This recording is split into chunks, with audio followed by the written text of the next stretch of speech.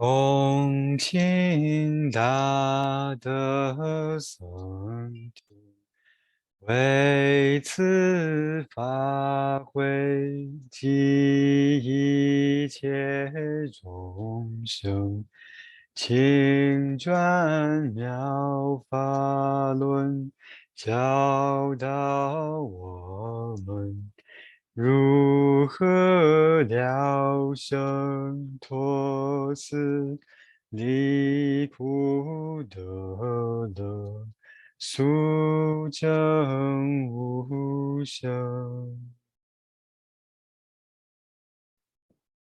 Will the Sangha with great virtue, out of compassion, for the sake of this assembly and all living beings, please turn the wonderful Dharma wheel to teach us how to live suffering and attain bliss and then birth and death and quickly realize non-birth. Namo tassa bhagavato arahato samma sambuddhassa. Homage to the blessed, noble, and perfectly enlightened one. Namo sadanto sucheto ye alahati sanmyao sanputo che. 无上甚深微妙法，百千万劫难造诣。我今见闻得受持，愿解如来真实义。Supreme and wondrous Dharma, subtle and profound, rarely is encountered, even in a billion eons. But now we see and hear it, and accept it reverently. May we truly understand the Buddha's actual meaning. Buddhas, Bodhisattvas, Venerable Master, and all good knowing advisors, welcome back to this week. We are on class number 63 of our exploration of the Medicine Master Buddha Sutra. And let's begin by I'm going to invite everyone to put our palms together as we recite Medicine Master Buddha's name 7 times. Namo, quelling disasters, lending life, Medicine Master Buddha Namo, quelling disasters, lending life, Medicine Master Buddha Namo, quelling disasters, lending life, Medicine Master Buddha Namo, quelling disasters, lending life, Medicine Master Buddha Namo, quelling disasters, lending life, Medicine Master Buddha Namo, quelling disasters, lending life, Medicine Master Buddha Namo, quelling disasters, lending life, Medicine Master Buddha, Medicine Master does come one, Medicine Master does come one, Medicine Master does come one, Medicine Master does come one. Okay, let me get today's slides ready and this slideshow.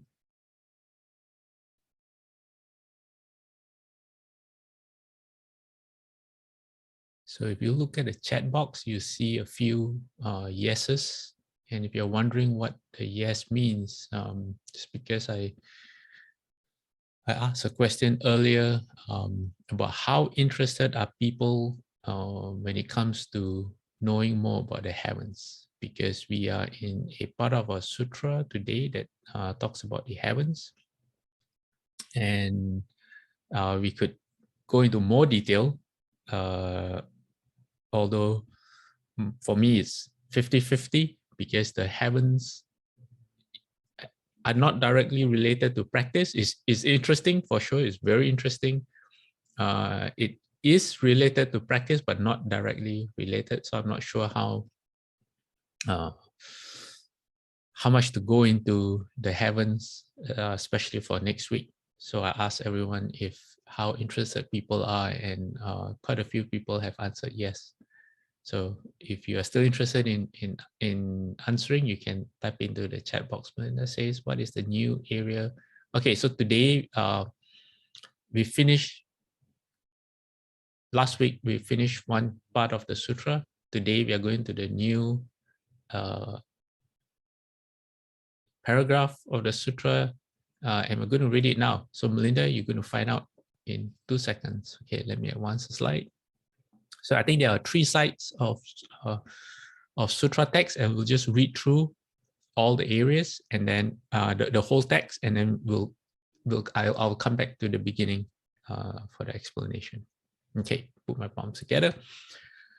Moreover, Manjushri, there may be those among the fourfold assembly of bhikshus, bhikshunis, upasakas, and upasikas, as well as other good men and women of pure faith, who accept and uphold the 8 precepts either for 1 year or for 3 months, practicing and studying them. With these good roots, they may vow to be born in the Western land of ultimate bliss, where the Buddha of limitless life dwells, to hear the proper Dharma, but the resolve may not be firm. However, if they hear the name of the world-honored one, medicine master Vaidurya like Tathagata, then as the end of their lives draws near, before them will appear 8 great Bodhisattvas, whose names are Manjushri Bodhisattva, the Bodhisattva who observes the sounds of the world, Great Strength Bodhisattva, Inexhaustible Intention Bodhisattva, Jewel Udumbara Flower Bodhisattva, Medicine King Bodhisattva, Medicine Superior Bodhisattva, and Maitreya Bodhisattva. Those 8 great Bodhisattvas will appear in space to show them the way, and they will naturally be born by transformation in that land amid precious flowers of a myriad colors. Or they may be reborn in the heavens due to this cause. Although reborn in the heavens, their original good roots will not be exhausted, and so they will not fall into the evil destinies again. When their life in the heavens ends, they will be born among people again.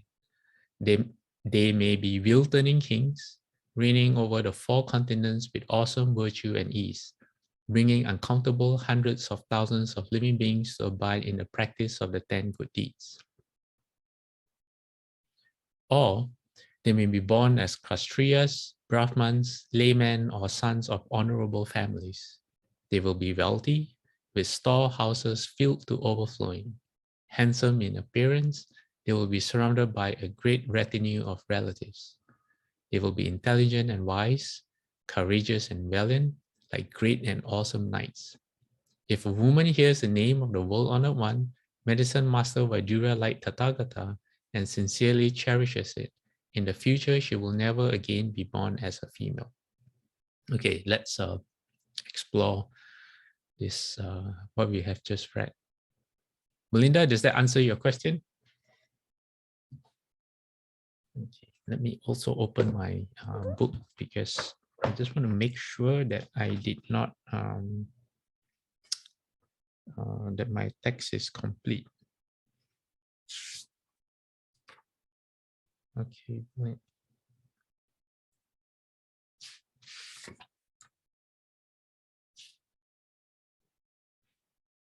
A second while I just read through my text just to make Make sure I made no mistakes.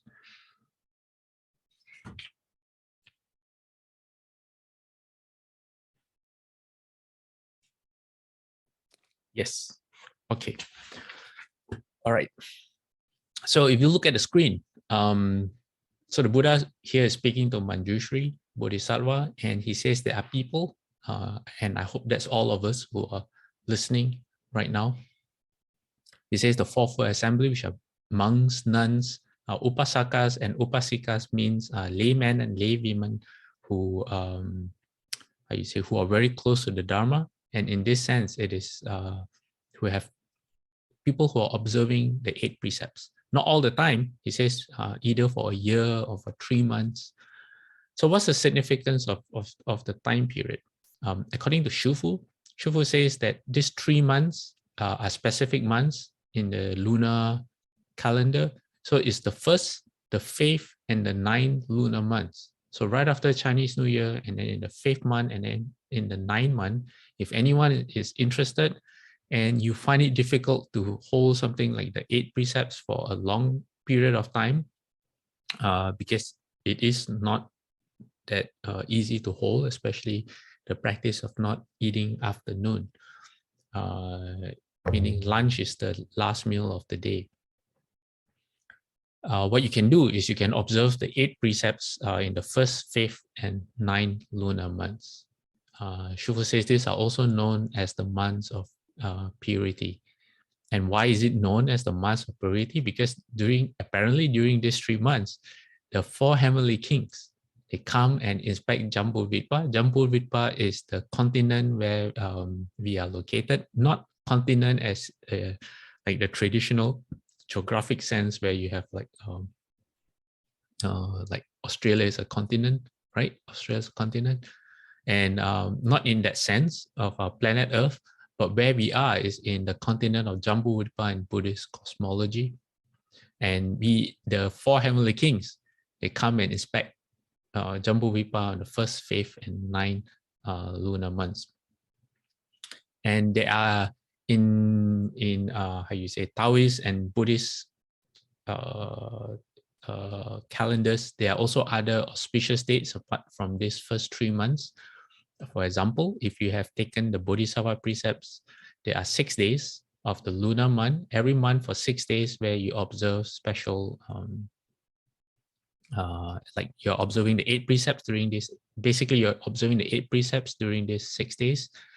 And the 6 days are the 8th, the 14th, 15th, 23rd, 29th, and the 30th. And for days where there are less than 30 days, then the last 2 days of the month, which is the 28th and the 29th instead, will make up the 6 months. So we have the 3 months, and then we have the 8th, 14th, 15th, 23rd, 29th, and the 30th days of the lunar calendar. And also, I think most of us are familiar with the 1st and the 15th of the lunar calendar. Every 1st and the 15th, I remember when I was growing up, this is a Taoist practice. A lot of people, they observe, they become vegetarians on the 1st and the 15th. I remember my grandmother would also do the same, and they're very strict. They extend the purity not just to the mind, but also to the things that they use. For example, my grandmother would have a special wok that she only uses on the 1st and 15th, and she bought it new. She has special utensils and cookery, like bowls that she uses, and she makes sure that these utensils do not touch meat or fish, so that they're always physically, they're kind of pure in that sense. So they're kind of strict in that. Now, as Buddhists, we don't need to do that. Purity in the mind is what we look at. But I remember growing up having that memory of my grandmother. Okay, so moving on, the second paragraph, it says, with these good roots, they may vow to be born in the Western land of ultimate bliss, where the Buddha of limitless life dwells. So the Buddha of limitless life is another name for Amitabha Buddha. So for a lot of you have asked the question about if we practice according to the Medicine Master Sutra, and given that Medicine Master Buddha has his own Pure Land, the Vaidurya Pure Land, which is, we are told, is identical to Amitabha's Pure Land. So one of the main questions people have is, can I practice, say, reciting Medicine Master Buddha's mantra, but at the same time, I don't really want to be born in Medicine Master Buddha's Pure Land, but I want to go to Amitabha's Pure Land instead? Well, here is your answer. In this sutra itself, Shakyamuni Buddha says that anyone who practices, and if you vow to be born in Amitabha's Pure Land, then this is what's going to happen. So you don't have to worry. The decision is more or less up to you. You can do any practice you want, but in your heart, you decide which Pure Land you want to go to. Okay, no one's going to force you and drag you to your Pure Land. I don't think that can happen. But what can happen is, we will see in the next slide, they can remind you of the vows that you have made. Okay, so this paragraph refers to people whose resolve may not be firm. What does that mean? Resolve may not be firm. Okay, let's move on to the next slide. These are people who haven't really decided they want to go, or they want to go, but they're not, how you say, their habits and actions don't really reflect their heart. Okay, so what happens is this.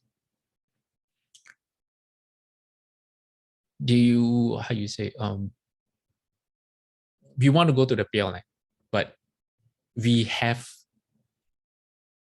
not been to the Pure Land. So we don't really know when, a lot of people, when they say, I want to go to the Pure Land, including myself, don't really understand what that means, right? Because why? We haven't been there, and we haven't seen the Pure Land, we haven't experienced the Pure Land. I mean, there are no pictures or say, if you want to go, someone asks you, hey, you want to go to this resort, at least you can go online and find pictures and try to figure out if there's a place you want to go to, read reviews and all that. But Pure Land is a different thing. And it's not just that, but we have our habits as well. So it's kind of like, you have a choice between attending a meditation retreat or a Amitabha session that we just finished. And I believe at CDTB, today is the last day. So you have a choice to go for a retreat, which is very beneficial to your practice and is something that you should do. But at the same time, you also have a choice to go on holiday, to take a vacation. And you've been working really hard and you haven't had a break, and you just need to rest and relax yourself. And either your family members or your friends are all going on the same vacation and they want you to go along. And you have to decide. It's going to be a hard choice to decide if you should go on holiday or if you want to go on the retreat, because you should practice, but you're not a left home person and it's really hard to practice all the time. So what do you do? So this is what it means. People who are not firm in their resolve. People who want to, but sometimes you're just not ready to commit yourself to the extent. So what happens is, upon your death, these 8 great Bodhisattvas appear before you. So who are they? They're Manjushri Bodhisattva. And then the second one, the Bodhisattva who observes the sounds of the world, that's Guanyin Bodhisattva. There's Avalokiteshvara Bodhisattva, then Great Strength Bodhisattva, and then the Exhaustible Intention Bodhisattva. And then let's see who else. Jewel Udumbara Flower Bodhisattva. Then you have the 2 medicine Bodhisattva, which is Medicine King and Medicine Superior Bodhisattvas. And finally, Maitreya Bodhisattva. They come and they are there to remind you of the vows that you have made. So basically what happens is, when you practice, when you do all those, when you observe the 8 precepts during those months and all that, you become more pure. And what happens when you become more pure? We'll see in not the next few slides, but towards the middle of today's class, where the Buddha in the Churangama Sutra describes what happens the more practice you do that results in your thoughts becoming more and more wholesome and more pure, is that you want to rise. We looked at that a bit last week as well. And when you rise, what happens is usually you go to the heavens. So it's like vacation. You suddenly have a choice to go to a really nice place to be at, to enjoy yourself. And then you might think about the Pure Land, but that's kind of like going to CTB. You have to really enjoy CTB, meaning the City of 10,000 Buddhas. It's not like Disneyland, where you have a real fun time. No, I can't say. People who love practice, you love to practice, you love to be with a fourfold assembly, and you love to be in the Buddha hall, then yes, you will have a lot of fun. But people whose resolve are not firm may see CDDB as, yes, I really want to go there, but to live there every day and wake up at 4 a.m., wake up earlier so that I can make the morning ceremony at 4 a.m. And, is that something which I really want? So then you see all these awesome 8 great Bodhisattvas there, and suddenly you remember the time when you made that vow. Like, yeah, having fun and exhausting my blessings is really nice, but that comes to an end, and that's not what you want. I mean, you want that, but ultimately, it's going to end. So you realize that to practice and be a bodhisattva and to save your parents from your past lives, that makes more sense. So the 8 bodhisattvas appear to remind you, hey, this is the way. Your vows that you have made, don't forget. And in order to change your mind, say Disneyland can wait. Disneyland, you go there, you have a good time, but you're going to suffer because you're going to eat too much. You're going to you're going to go on a roller coaster, and then you're going to vomit all the food out, and you have fun, but you also have a miserable time, and then you have to go back home. Why don't you come and join us in the Pure Land instead? So that's what happens. So born by transformation, Shufu says that because it's a pure land, so your birth is pure. And what does that mean? It is not because of desire and emotions. So it is not through the physical combination of bodies or sexual desire or lustful thoughts. So what happens is that you are born by transformation from a lotus flower. There's no, it's not like a human birth at all. And Shufu says the Pure Land has really colorful flowers, green colored of green light, yellow colored of yellow light, red colored of red light, white colored of white light. If you memorize if you recite the Amitabha Sutra, the short Amitabha Sutra that we recite in the monastery, that sounds familiar. And so that's what happens. Okay. Then Shakyamuni Buddha goes on to say, it says, or they may be born in the heavens due to this cause. What cause? That your resolve is not firm enough. So you might see the 8 great bodhisattvas, and you still think to yourself, because why? When you're alive, you always tell yourself you're not a monk, or you're not a nun, or practicing is just too hard, and you want to balance looking after yourself through pleasures at the same time while practicing. So what happens is either the 8 bodhisattvas come and your thoughts are firmly set on the heavens, or they don't come at all. Maybe, I don't know, the sutra doesn't say that, but this part just means that you end up in the heavens. But there's a difference here, because Shakyamuni Buddha actually says, although reborn in the heavens, the original good roots will not be exhausted, so they will not fall into the evil destinies again. And this is really interesting, because it's more what he doesn't say than what he says. which is very important. Okay, so and this can be very confusing as well for a lot of Buddhists, because when, especially other religions, other beliefs, when you go to heaven, that's it.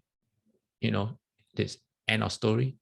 That's what you want to do. That's why you live your life. You go to the heaven, and that's the end goal. You don't have to worry about anything after that. But obviously, there's more to the story than just that. We'll go into that in some detail, but before we do that, let's take a quick look at the 10 good deeds. Because what happens is Shakyamuni Buddha says, when your life in the heavens, for people who practice, okay, for people who practice well, not just create blessings, but people who practice as well. It says, when your life in the heavens ends, you'll be born among people again. And but you won't be a common person. You'll be someone like a wheel-turning king. A wheel-turning king is how you say, it's like you rule over the whole world. Says reigning over the 4 continents with awesome virtue and ease. Shakyamuni Buddha, when he was born, he received a prediction that he would either be the Buddha or he would be a wheel-turning king, and he would unite the whole world, all of mankind, and not just the, how you say, man, like physical, but celestial beings as well, apparently, through his virtue. What virtue?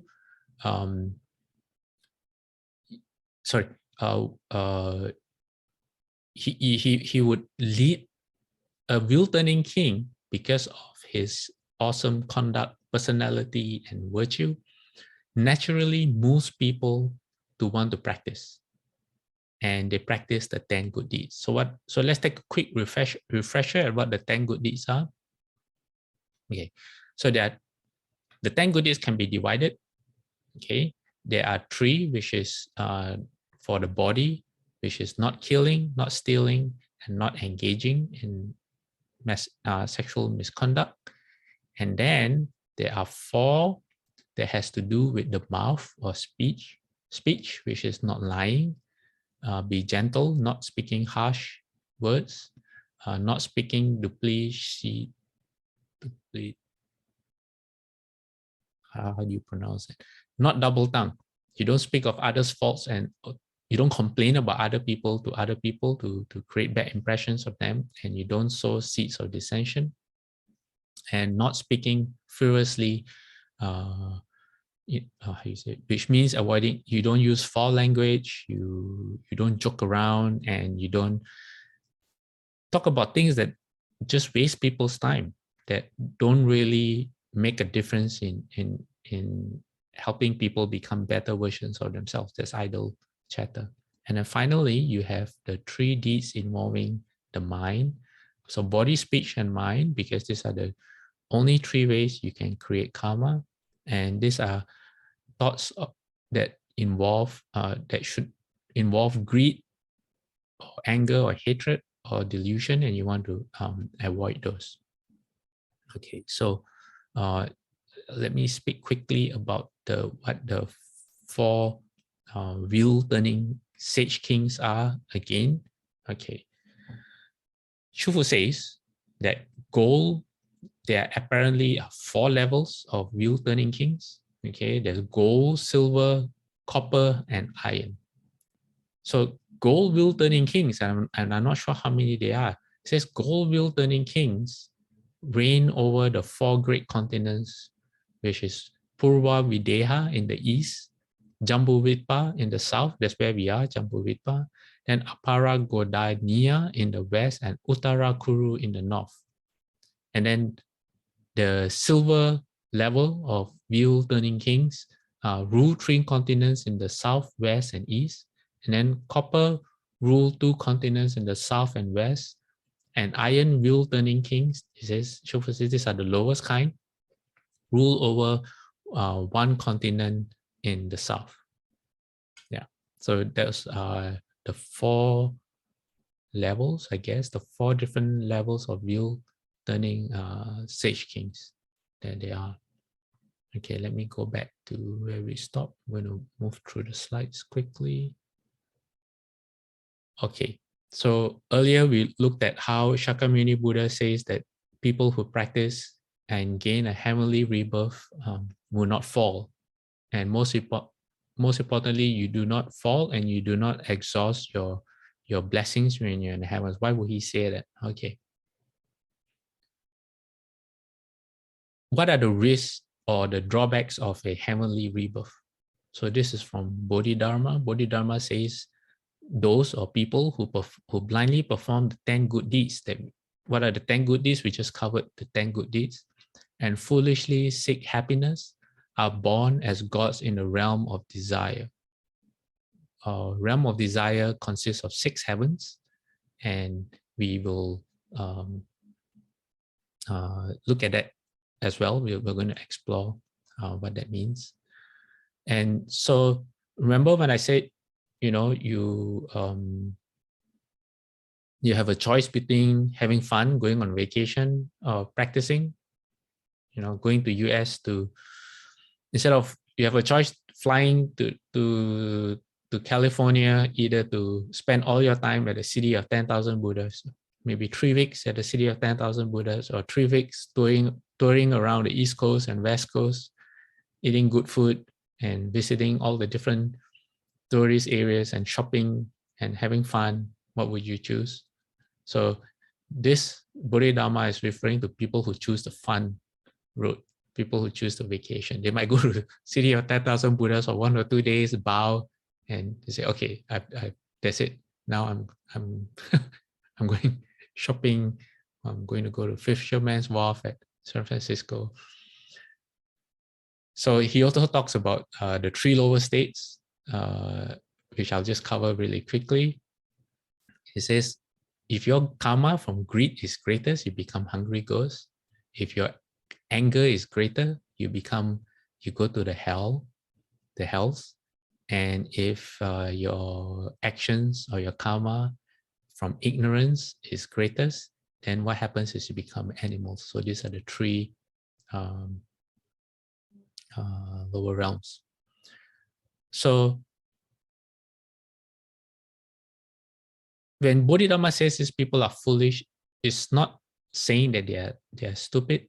It's more about the fact that most people are not aware about cause and effect. They're not aware of how things work, and they don't. They do good deeds, but there's a lot more that they are not aware of. So Shufu says that ordinarily, people born in the heavens enjoy blessings with outflows. So what happens is when they go through their heavenly lifespan, they are exhausting their blessings. And these blessings come to an end. And first of all, where do these blessings come from? They come from the things that you've done before your heavenly rebirth. So things like the 10 good deeds, you do them well, you accumulate blessings. It's like a bank account that you deposit money and you gain interest. And then when you go to the heavens, what happens is you just enjoy those blessings that you have accrued. That's all that happens. And the time comes when you have finished all your blessings, and Shufu says then you will fall into the lower realms again. But not for people who practice. For people who practice, and the sutra describes them as people who have heard the name of Medicine Master Buddha, your original gurus do not come to an end, and you do not fall into the paths of the hells, the hungry ghosts, or animals. I guess it is because that when you are born in the heavens through this way, you still practice, and you still, whenever you have an opportunity to do good deeds, you do. For example, I know I can't find the source, but there's a story about how a monk who would receive daily for his food offerings from a particular god from the heavens. So one day the monk asked the god, he says, why are you making offerings to me? And then the deva or the god replied that, he says, every day after you eat your meal, you would offer your bowl washing water to the spirits. And I used to be he did not say what, I think it was, what was the term for it? He was a hungry ghost. And he was very grateful for the monk's offerings. So now that he has become a god, he is repaying the kindness of the monk. So that happens. So, and that's a practice for monks. After we eat, we have a mantra where we recite and we throw the bowl, we pour the bowl washing water on the ground, and we recite a mantra and a verse for beings. Okay, let me see.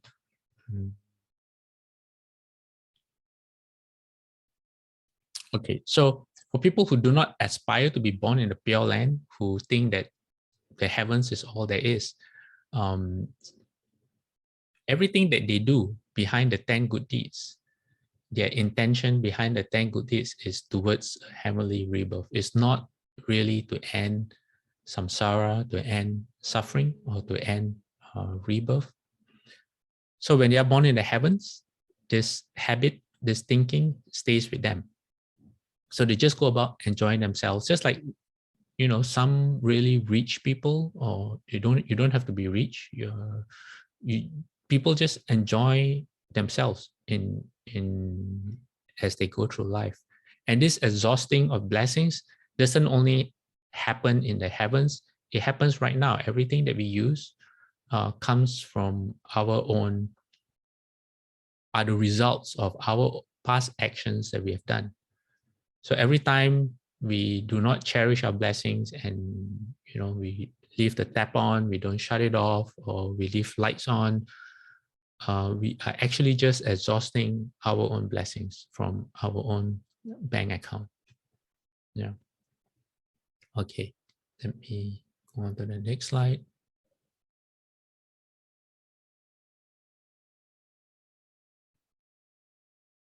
Okay.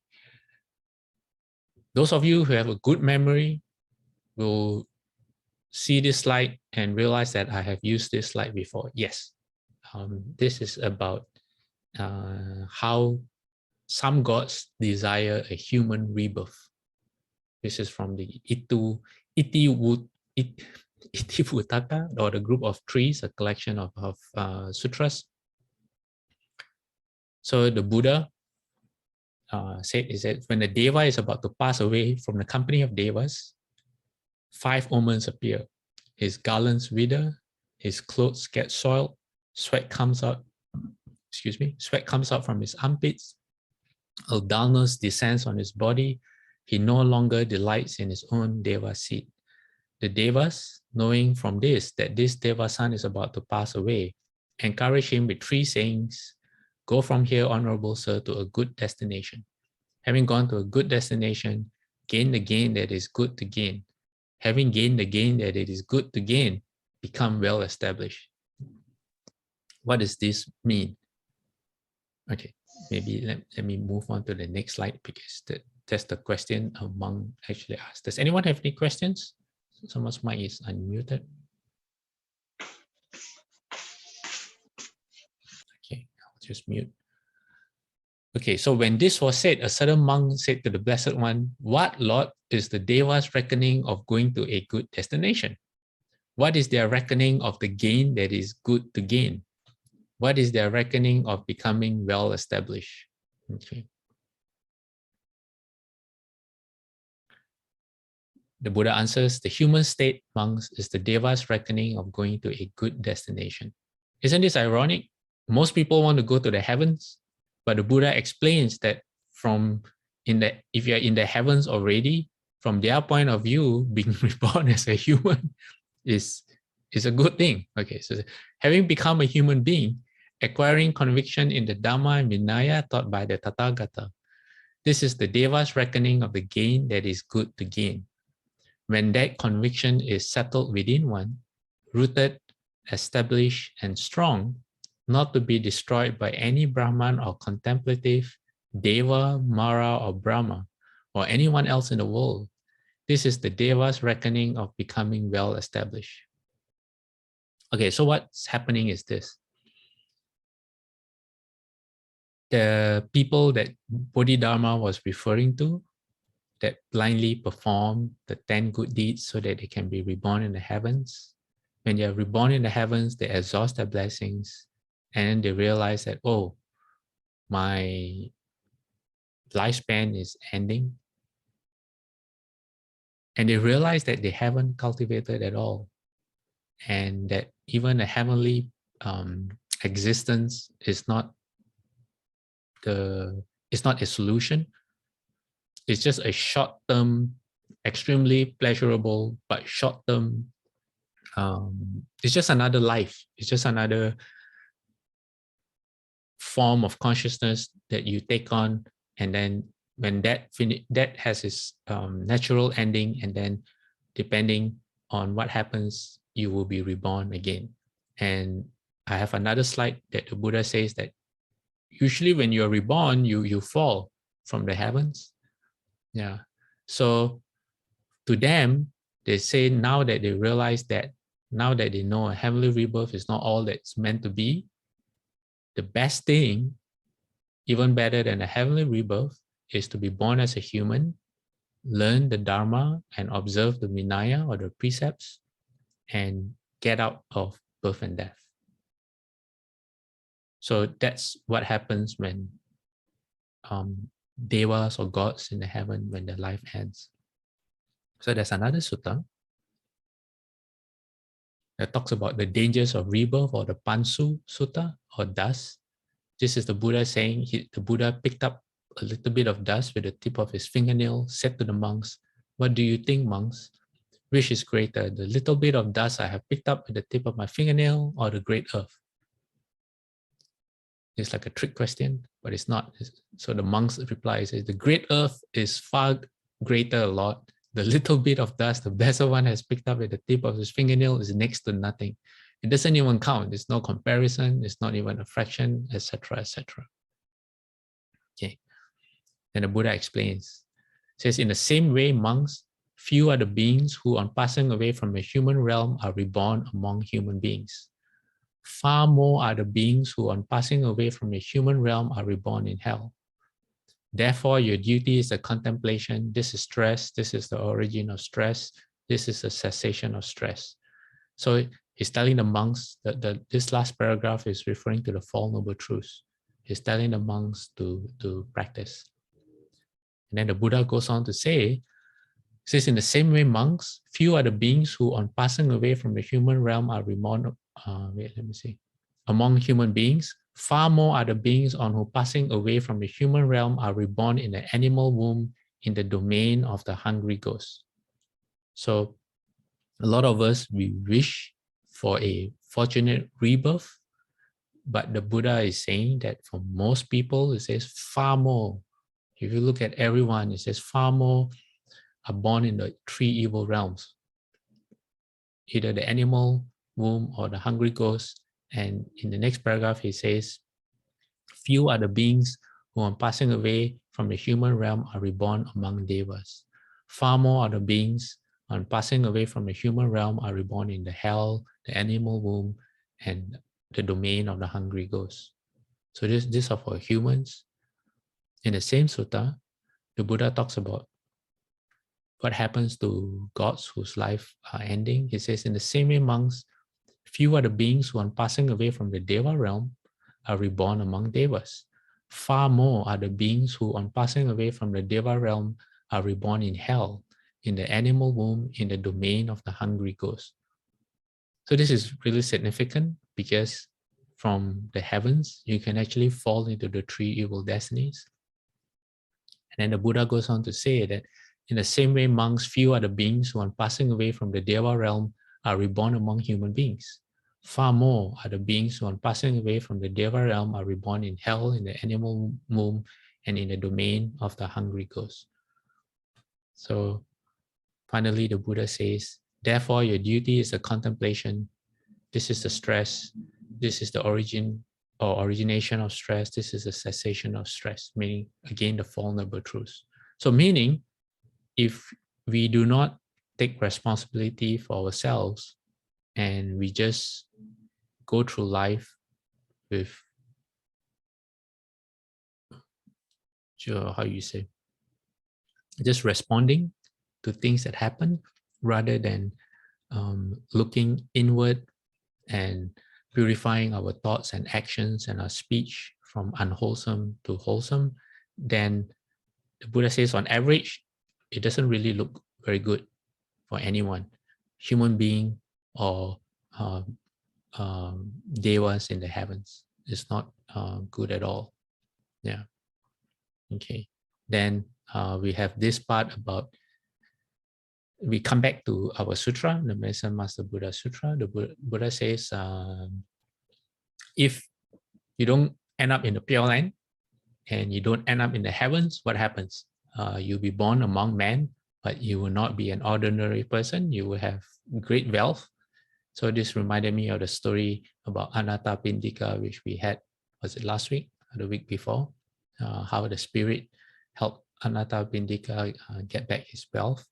And then in the next paragraph, the Buddha says that if a woman hears the name of the world-honored one, medicine master Vaidurya, like Tathagata, and sincerely cherishes it, in the future, she will never again be born as a female.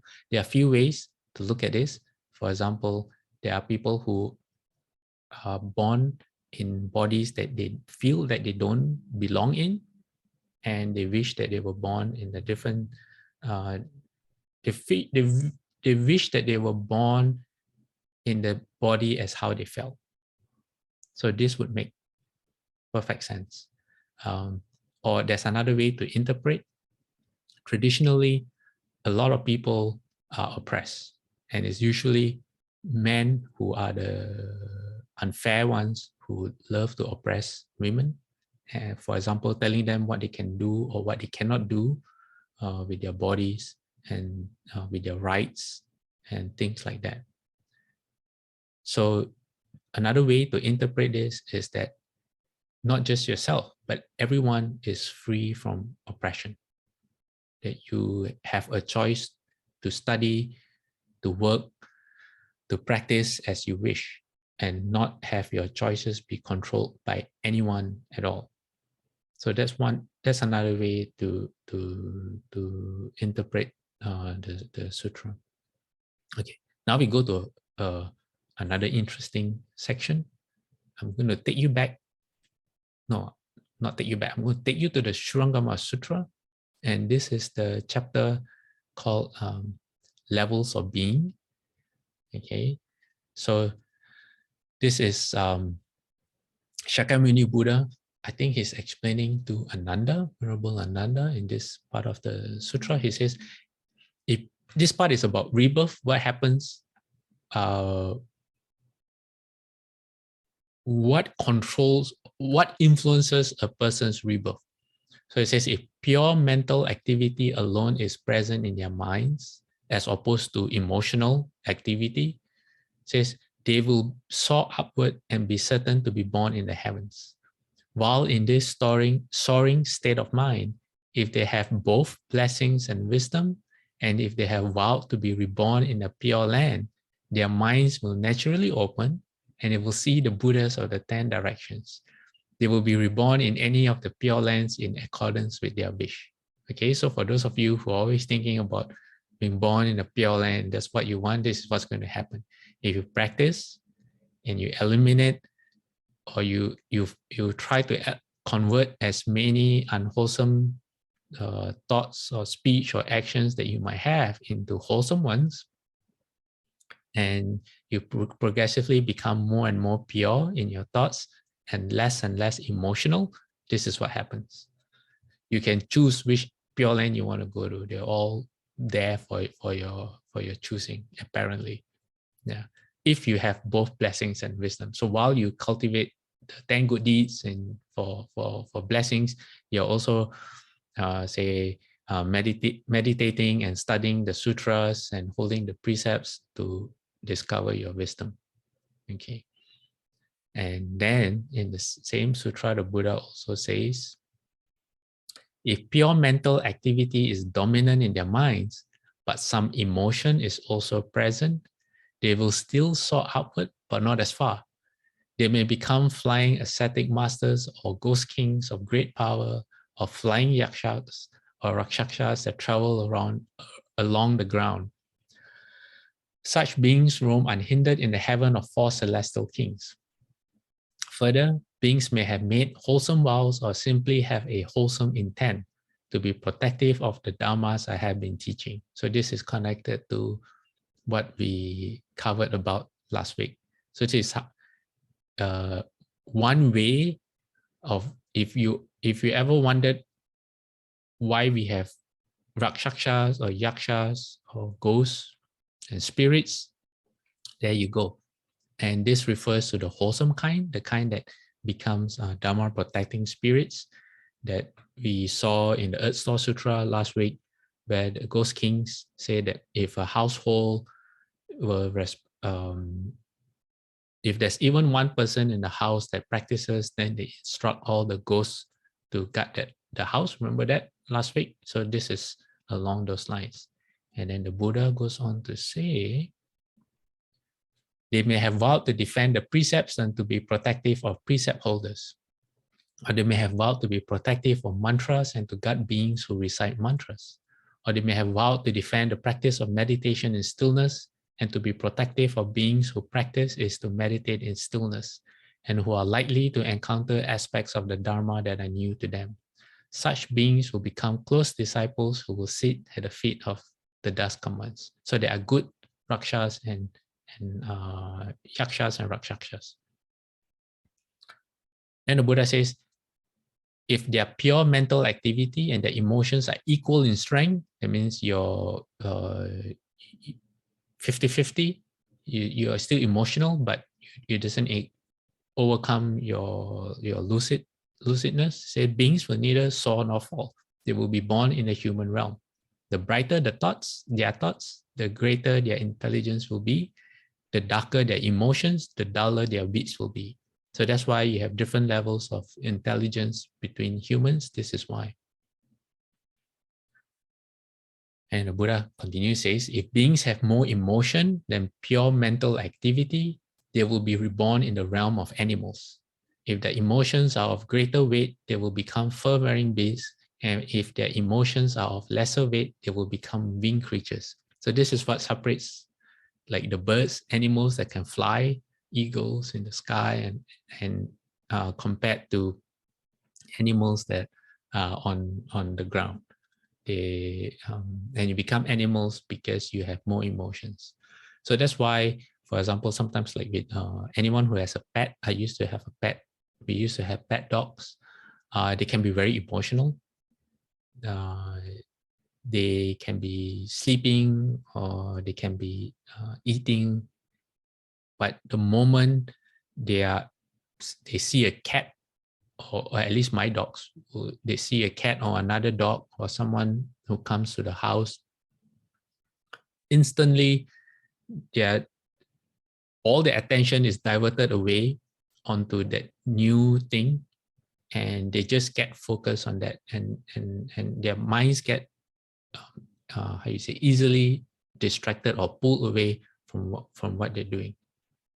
So that's an example of what emotion is, and it's very hard to you can't really reason with them. I mean, when I say reason with dogs, you know what I mean. It's not like you speak to them or anything, but to divert their attention away from what pulls them can be really hard. Yeah. Then the Buddha explains, if emotion is 70% of the mental activity and pure thoughts are 30%. So this is a greater degree of emotion than compared to for animals. They will fall beneath the disk of water and will be reborn as hungry ghosts along the rim of the disk of fire.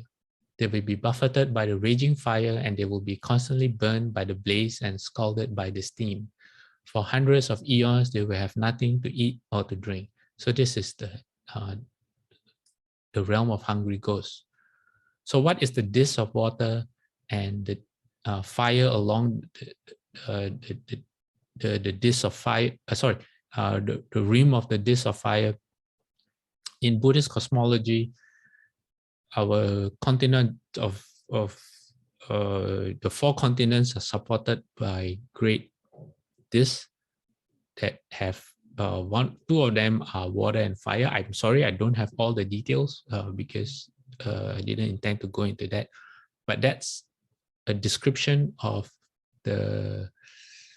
how the various elements are supporting the world that we live in are arranged. I guess that's the right way to put it, I think. Okay, so this is hungry ghosts, 70% emotion. Okay, that's hungry ghosts. Now, what happens if it's more? It's 90%. So the Buddha says if emotion is 90% of the mental activity and pure thoughts are only 10%, they will fall through the disk of fire and will be reborn between the disk of fire and the disk of wind. If their emotions are less weighty, they will enter a hell where suffering is intermittent. If their emotions are of greater weight, they will enter. I think there's a typo. They will enter the unrelenting hell. Let me move on. When they are ruled entirely by emotion, they sink into the unrelenting hell. If in this submerged state of mind, they have spoken ill of the Mahayana teachings or of the Buddha's precepts, if they have recklessly propounded false doctrines, which they presented as being in accord with Dharma, if they have greedily sought the offerings of the faithful under false pretenses, if they have shamelessly accepted undeserved reverence from others, or if they have committed the 5 unnatural crimes or the 10 major offenses, then they will be reborn in the unrelenting hell in one world after another throughout the 10 directions. What does it mean in one world after another? Because there's a worlds in Buddhism have go through a cycle where they come into being and then they mature and then they go into decay and they're consumed first by winds and then by water, I think, and finally by fire. And the worlds disappear. That's it. There's no more that world. And then a new world comes into being. And this happens all over the entire Dharma realm. And even the hells are destroyed. But unfortunately for the beings in the unrelenting hell, what happens when the world they are in, when the world that contains the hell is destroyed, they just get reborn in another world that has the same kind of hell. So they can't escape even when that happens. Yeah. Buddha then says, beings undergo these retributions exactly in accord with the evil karma that they create. But though they have brought their retributions upon themselves, they will share the same fate in the same place with other beings who have created the same karma. Okay, it's time. It's 10 o'clock. Does anyone have any questions, observations, anything to share?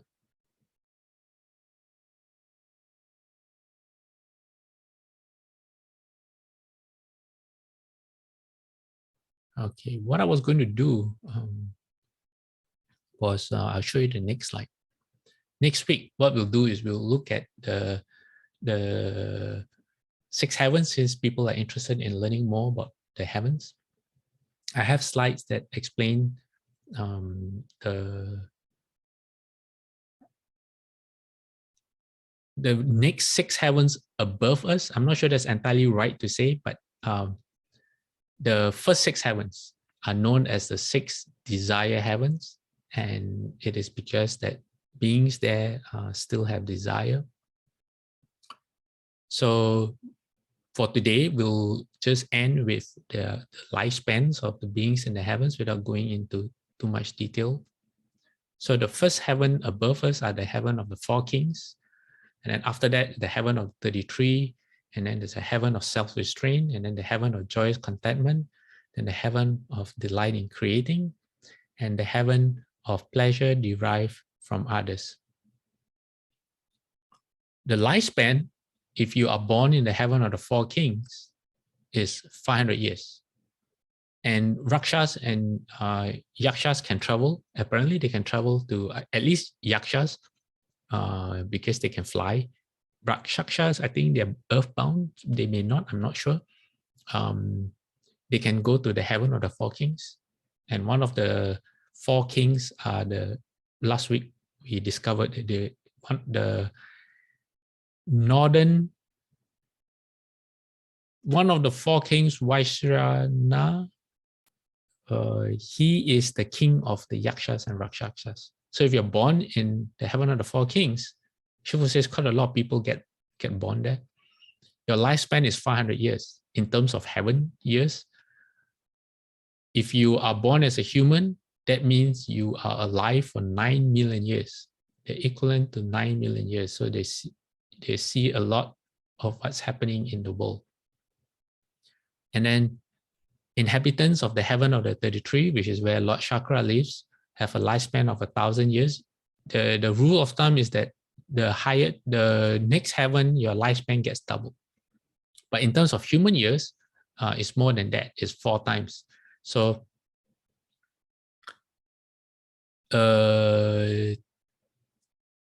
inhabitant of the heaven of 33, if you spend your whole life looking down on the inhabitants of Earth, you will get to enjoy 36 million, is that 36 million? Yeah, 36 million years of mankind and their evolution and seeing all the things that mankind does. And then the next heaven up, their lifespan in terms of human days and nights are 144 million years. And then the next corresponding heaven is 576 million years. And then the next one is 2.3 billion years. And then the sixth heaven, which is a pleasure derived from others, 9 billion years. And that's where Mara lives, in that heaven. Shufu says there are more demons, heavenly demons, than like heavenly gods. And we'll look into that.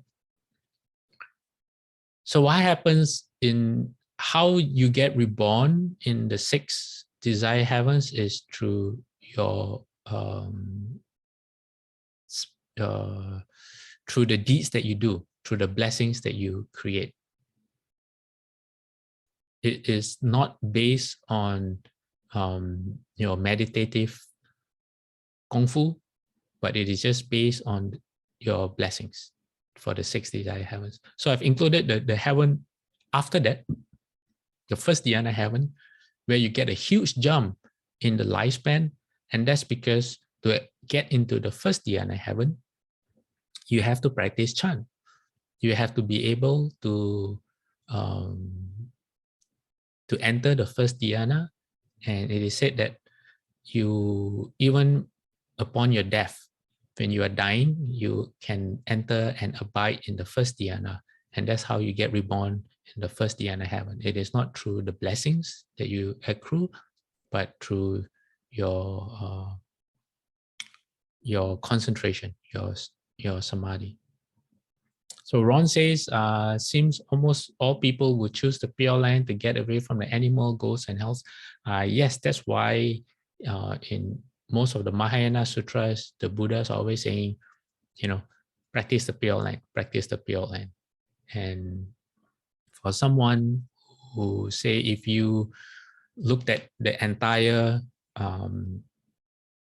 Pali Canon, all the Theravada sutras that the Buddha teaches one how to practice, of mainly monks, how to overcome the 5 skandhas and practice the 4 noble truths and the 12 conditionings, you realize that it is really hard. So when the Buddha spoke the Amitabha Sutra and he talked about the Pure Land, Shakyamuni Buddha himself said it is very hard to believe because the Pure Land is like a, how you say, I think of the Pure Land as a packaged meal. Say if you go to the world's biggest buffet, imagine there's a world's biggest buffet, you get soup alone, you have 20 different types of soups. Rice, you have maybe 30 kinds of rice from all over the world, Spanish rice, Chinese rice. Chinese rice, you have like, 8 kinds, and then you have Korean rice, and then you have rice from Africa, and all kinds of different rice. And then you have all kinds of salads, all kinds of dressings for your salads. And, you're not even in the main course yet, where you have top 10 dishes from every country in the world that will give you 1,500 dishes, assuming there are 150 countries. And then there's dessert. How are you going to navigate yourself through a buffet like that? So what the Pure Land does is it takes all the best and it puts it into like a bento box, like you know what a bento box is, where you have a soup, you have a salad, you have your main dish and some side dishes, and it's all you need.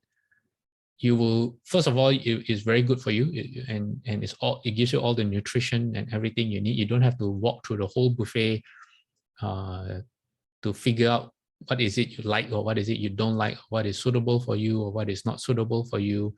If you have any allergies, some you may not even know of because you haven't eaten the food before, are some too spicy or some too salty or too sweet. You don't have to worry about all of that. It's all chosen for you. And it's all nice. You will definitely have a good time eating that, provided you're not too greedy. And some people, they already have what they need, but they are always focused on what they don't have. So provided you're not too greedy, then the bento box is really makes sense. So Pure Land is kind of like that. It takes all the practices that a person needs and it puts it all together in a very convenient form for people to practice in a very expedient way. And then you avoid all the pitfalls of conventional birth and rebirth and the drawbacks. Okay. All right, let's bow. Let's transfer merit. And then we will bow to the Buddhas and to Shifu.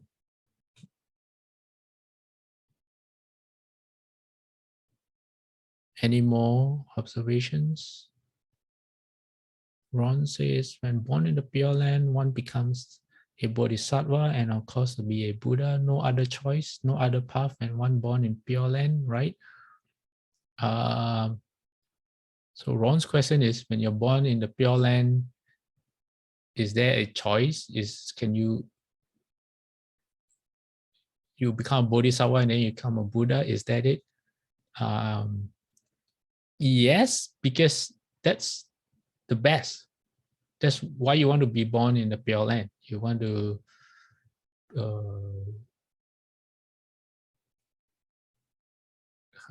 that's a very unusual question. But basically, that's what you want, because it's like you want to go to the Olympics because you want to win the gold medal. Yes. Maybe I can get a better answer for you next week. Okay, I'm gonna put my palms together. May every living being, our minds as one and radiant with light, share the fruits of peace with hearts of goodness, luminous and bright. If people hear and see how hands and hearts can find in giving unity, may our minds awake to great compassion, wisdom, and to joy. May kindness find reward. May all who sorrow leave their grief and pain. May this boundless light dispel the darkness of their endless night. Because our hearts are one, this world of pain turns into paradise. May all become compassionate and wise. May all become compassionate and wise. Ron, so I have more for your question. When you are a bodhisattva, especially at the higher levels, higher grounds of bodhisattva, you are reborn as a lot of other things. You play a lot of different roles. You're not just, how you say, you've taken a lot of different things. Like a lot of, Shufu says that, I have it in one of the slides that we didn't use for today. Like a lot of the great ghost kings are bodhisattvas. Manjushri Bodhisattva, no, Maitreya Bodhisattva, Maitreya Bodhisattva, who's going to be the next Buddha, right now is in the Triumphrimshire heaven, speaking Dharma, enjoying himself there. What else do I know? Yeah, King Yama, as we've read from the Earth Sutra, the Buddha revealed King Yama was actually a great elder, a great bodhisattva. So I think you can, at that level, when you say pure land, it means more a state of mind where you're free to roam and take on different roles and help living beings. But for all intent and purposes, you are still as if abiding in the pure land. Yeah, that's the best way I can put it due to my lack of understanding. Okay, let's do 3 bows, but let me change my microphone first.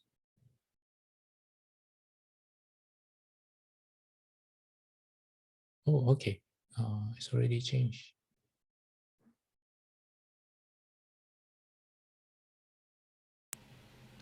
Okay, 3 bows to the Buddha.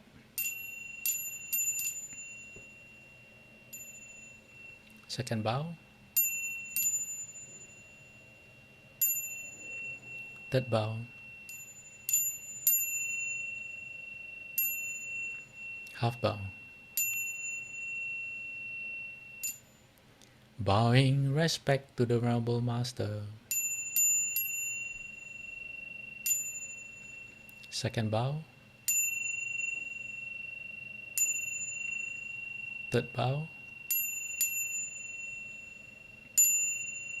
Half bow. All right, everyone, we'll see you next week where we will explore the 6 desire heavens. Okay, Amitabha, bye-bye. Amitabha, thank you.